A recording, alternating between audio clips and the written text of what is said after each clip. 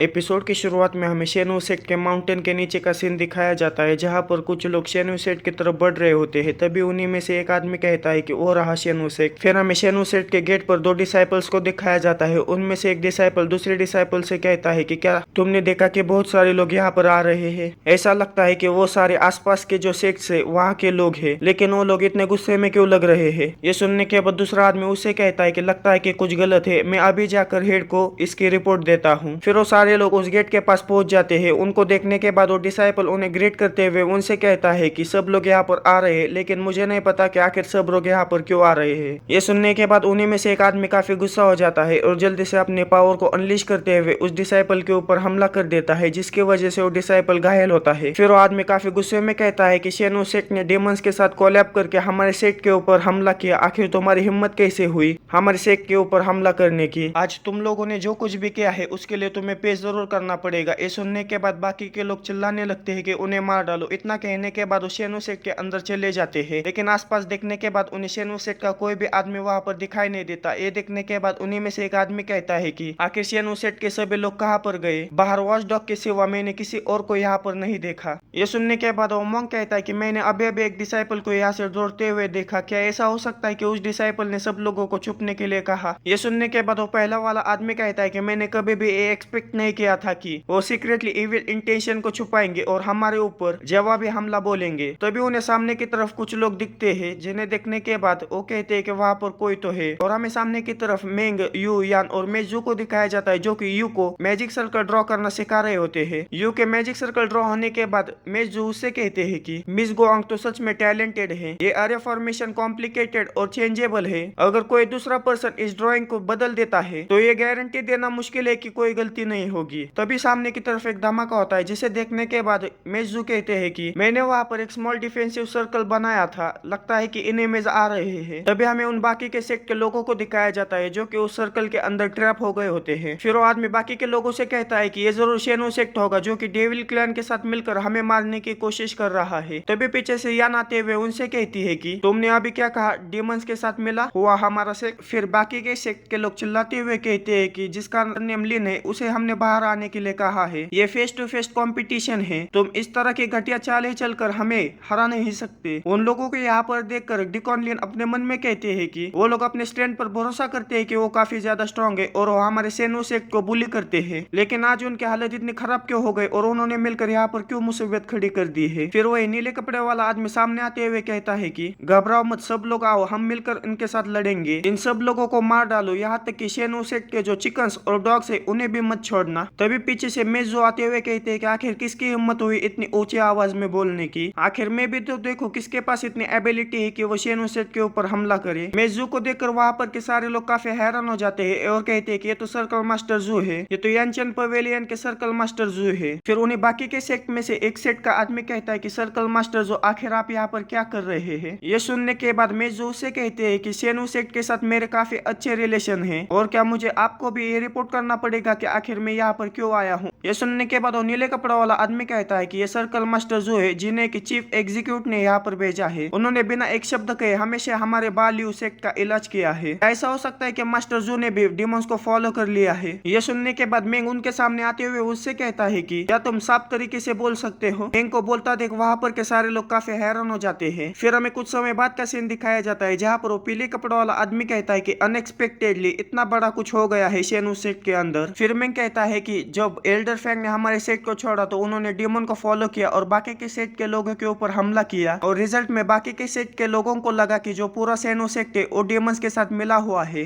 ये सुनने के बाद वो पीले कपड़ों वाला आदमी कहता है कि जो कि ये सब मिसअंडरस्टैंडिंग है, तो मैं मास्टर जू से कहता हूँ कि ये जो मैजिक सर्कल है उसे बंद करे। मैं आपके साथ सुधार करने और डीमंस के साथ हम सब एक साथ मिलकर कैसे लड़ सकते हैं इसके लिए डिस्कस करना चाहता हूँ। फिर यान मास्टर जू से कहते हैं कि मास्टर जू आपने काफी अच्छा काम किया। सुनने के बाद मास्टर जू उससे कहते हैं कि ये एक मामूली बात है, आपको इतना पोलाइट होने की कोई भी जरूरत नहीं है। इतना कहने के बाद मास्टर जू उस फॉर्मेशन को हटा देते हैं। तभी पीछे से वो डिसाइपल चिल्लाते हुए आता है कि मास्टर मास्टर, और उसके पीठ के ऊपर वही डिसाइपल होता है जिसके के ऊपर गेट के पास उस नीले कपड़े वाले आदमी ने हमला किया होता है। ये देखने के बाद यान उससे कहते हैं कि आखिर क्या हुआ। ये सुनने के बाद ब्रदर डू उससे कहते हैं कि मैंने इसे माउंटेन के गेट के पास देखा और ये सीरियसली इंजर्ड है। ये सुनने के बाद मैं उन बाकी के सेक्ट के लोगों की तरफ देखता है और उनसे कहता है कि आखिर किसने किया। ये सुनने के बाद बाकी के सेट के लोग उस नीले कपड़े वाले आदमी की तरफ घूरने लगते हैं और उनसे कहते हैं कि इसने किया। ये देखने के बाद वो आदमी काफी डर जाता है और कहता है कि जो माउंटेन का गेट है वहां पर सारे लोग चिल्ला रहे थे और काफी गुस्से में भी थे। और क्या तुम लोगों को नहीं लगता कि पूरा शेनु सेक्ट एक मॉन्स्टर के साथ काफी अच्छा व्यवहार करते हैं? ये कितना अजीब है। यह सुनने के बाद यान काफी गुस्सा हो जाती है और जल्दी से अपनी तलवार निकालते हुए उससे कहते हैं कि मैं तुम्हें चैलेंज करना चाहती हूँ। यह सुनने के बाद वो आदमी मुस्कुराते हुए यान से कहता है कि मैं अभी तक सर्कल मास्टर जू का चेहरा देखकर चुप था। तुम्हें क्या लगता है कि मुझे तुम्हारी परवाह है? क्या तुम सच में ये सोचती हो कि मैं जाओ यूबिन 10,000 जून पाम शेनु सेक्ट से डरता हूँ?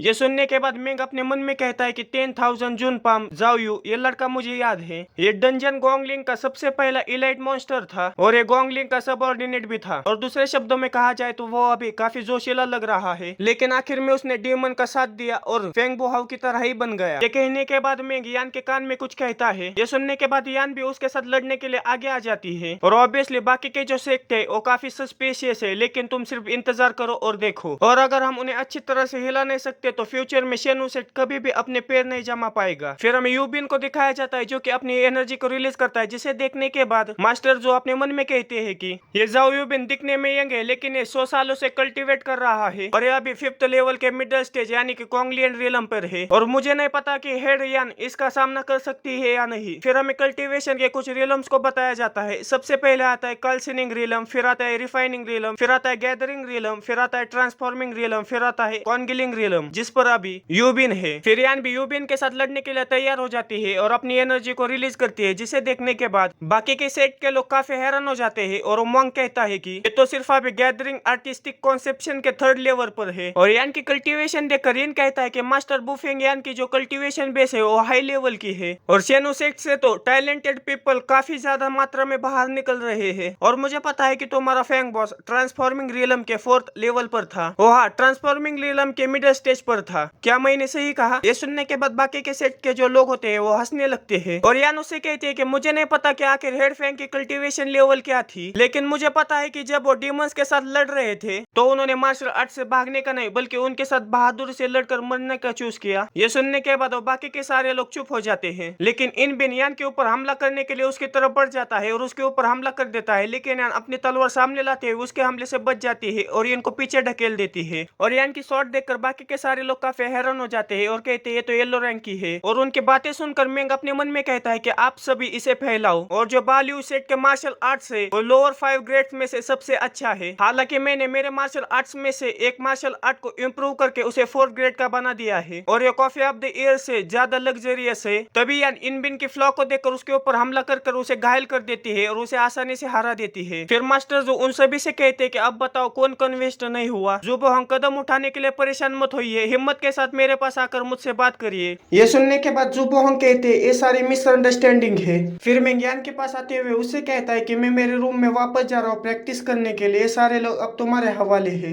ये सुनने के बाद यान उससे कहती है कि ठीक है ग्रेस। फिर हमें मेंग के रेसिडेंस का सीन दिखाया जाता है जहाँ पर लिन अभी भी साफ सफाई कर रहा होता है, जिसे देखने के बाद मेंग काफी हैरान हो जाता है और उससे कहता है कि तुम अभी भी काम कर रहे हो। ये सुनने के बाद लिन मुस्कुराते हुए उससे कहता है कि मेरी जो एल्डर सिस्टर है वो मुझसे भी ज्यादा टैलेंटेड है और वो बैटल के दरमियान सेट को अरेंज करने में आपकी मदद कर सकती है, लेकिन मैं इसमें इतना अच्छा नहीं हूँ, तो इसलिए मैंने ब्रदर के साथ डिस्कस करके क्लीनिंग का चार्ज मैंने ले लिया। ये सुनने के बाद मैं काफी हैरान हो जाता है और कहता है कि एक डिग्निफाइड बॉस मेरे लिए मेरा यार्ड को साफ कर रहा है और अगर मैं इसके बारे में सोचूं तो ये अनएक्सपेक्टेड है। और अपने मन में कहता है कि इस बच्चे गोंगलिन के लिए ये सब आसान नहीं है, अगर तुम्हें फ्यूचर में कोई चांस मिलेगा तो इसकी केयर जरूर करना। तभी लिंग ऊपर की तरफ देखकर कुछ सोचने लगता है, जिसे देखने के बाद मिंग उससे कहता है कि आखिर क्या हुआ। यह सुनने के बाद गोंगलिन उससे कहता है कि सीनियर ऐसा लगता है कि मैंने किसी फैमिलियर ब्रीथ को महसूस किया। बस दोस्तों इसके साथ ये वीडियो यहीं पर खत्म हो जाती है। वीडियो कैसा लगा मुझे कमेंट में जरूर बताना। मिलते हैं अगले किसी वीडियो में। Okay bye.